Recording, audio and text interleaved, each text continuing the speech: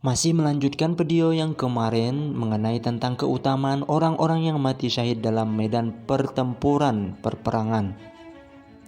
Nah, bagaimana kita tidak takut ya menghadapi perperangan? Ya, sementara di antara kita masih ada yang jomblo belum menikah tuh. Tentunya ya belum sempat merasakan kenikmatan yang kata orang-orang sih kenikmatan dunia dan seisinya. Makanya justru itulah dengan mati syahid dalam medan perperangan pertempuran, kita nanti akan dinikahkan oleh Allah Subhanahu wa taala dengan 72 bidadari. Yang mana bidadari ini adalah ratu-ratunya bidadari di surga, yaitu bidadari yang diberi nama Hurul Ain. Teman-teman bisa cari sendiri tuh bagaimana kesempurnaan keindahan bidadari Hurul Ain. Karena ratunya ya, sebagaimana dalam hadis Nabi Shallallahu Alaihi Wasallam, Bismillahirrahmanirrahim.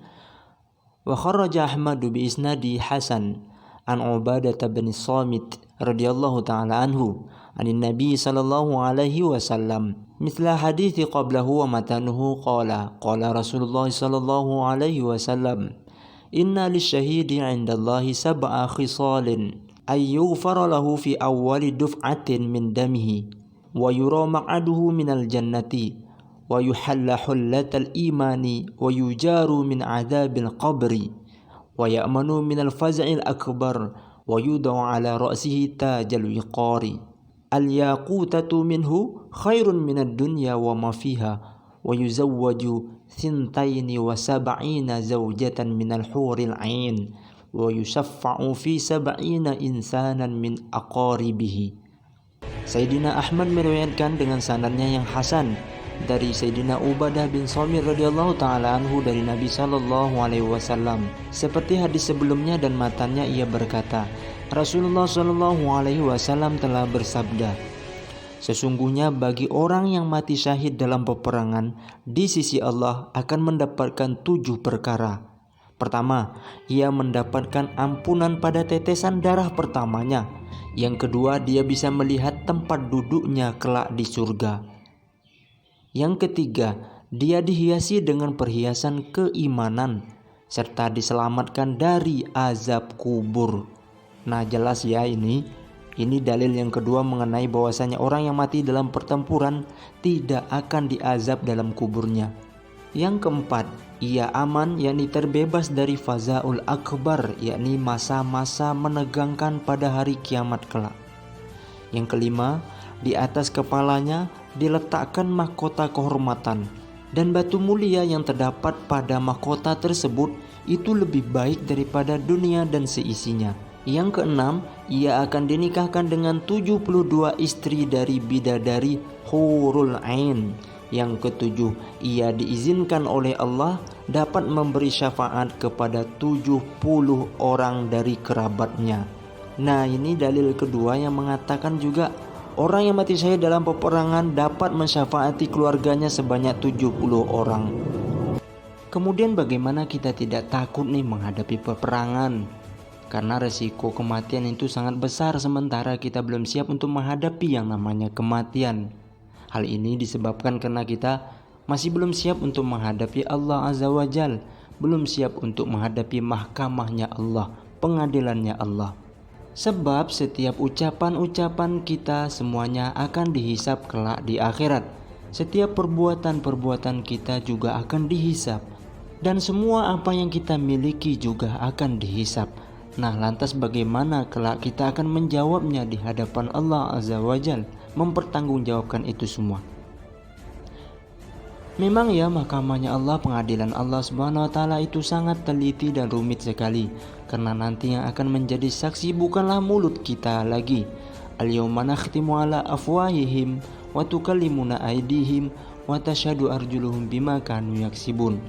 Mulut kita kelak akan dikunci, tidak bisa berbicara. Tetapi yang akan menjadi saksi di hadapan Allah adalah tangan-tangan kita, kaki kita, kulit kita, semua anggota tubuh kita, semuanya bisa berbicara di hadapan Allah sebagai saksi terhadap apa yang kita lakukan. Bahkan nih, bukan anggota tubuh kita saja, bahkan benda-benda mati yang di sekitar kita pun saat ini kelak bisa berbicara di hadapan Allah sebagai saksi. Yauma idzin tuhadditsu akhbaroha. Daun-daunan, batu, tanah, udara, rumah, pena, buku, bahkan handphone, pakaian yang kita pakai semuanya kelak bisa berbicara di hadapan Allah, menjadi saksi terhadap apa yang kita ucapkan, apa yang kita lakukan ketika di dunia. Nah, justru itulah untuk orang yang mati syahid dalam medan perperangan, pertempuran, mereka tidak akan mendapatkan hisab kelak di akhirat. Karena ini sudah janji dari Nabi Shallallahu Alaihi Wasallam, dan bahkan hakikatnya itu janji dari Allah Subhanahu Wa Taala. Sebagaimana dikatakan di dalam hadis Bismillahirrahmanirrahim. Bismillahirrahmanirrahim. Wa an Nu'aim bin Hammarin radhiyallahu taala anhu anna rajulan sa'ala Rasulullah sallallahu alaihi wasallam ayyu syuhada'i afdal?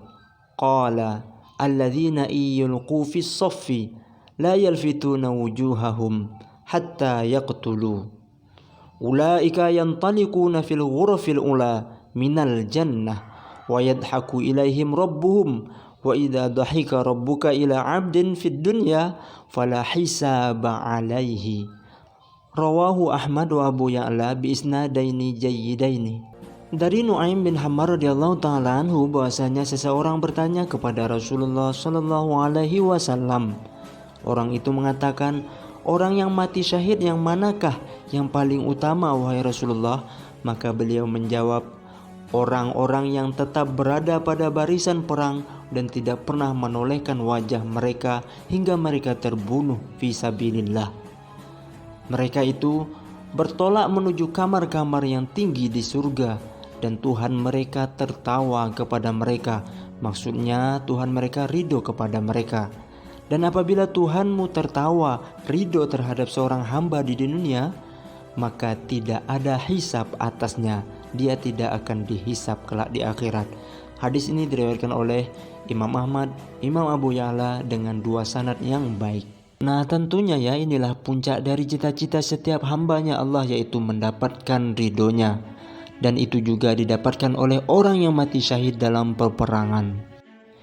Inilah yang menyebabkan para sahabat radhiyallahu taala anhum ajma'in dahulu mereka malah rebutan ingin ikut berangkat berperang bersama Rasulullah sallallahu alaihi wasallam karena tujuan mereka adalah ingin mati syahid dalam pertempuran.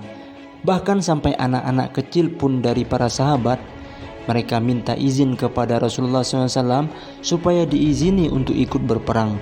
Makanya di dalam sejarah ada beberapa peperangan itu diikuti oleh beberapa anak kecil. Bahkan yang membunuh Abu Jahal itu adalah anak kecil yang umurnya masih 12-13 tahunan. Peperangan bukanlah perkara yang ditakuti oleh para sahabat radhiyallahu taala anhum. Justru peperangan adalah perkara yang sangat mereka tunggu-tunggu. Karena dengan berperanglah mereka dapat menggapai cita-cita mereka sebagai syuhada di medan pertempuran. Bahkan doa-doa yang mereka panjatkan hari-hari yaitu mati syahid dalam peperangan. Dan inilah yang menyebabkan musuh-musuh Islam pada zaman dahulu, walaupun jumlah mereka puluhan bahkan ratusan kali lipat lebih besar jumlahnya, lebih besar kekuatan militernya daripada para sahabat, tapi bila mana disebut nama Islam, bila mana disebut nama para sahabat, hati-hati mereka langsung gemetar. Karena mereka tahu musuh yang akan dihadapi adalah orang-orang yang mencintai, mencari kematian sebagaimana mereka mencintai arak. Wallahu ta'ala alamu bissawab.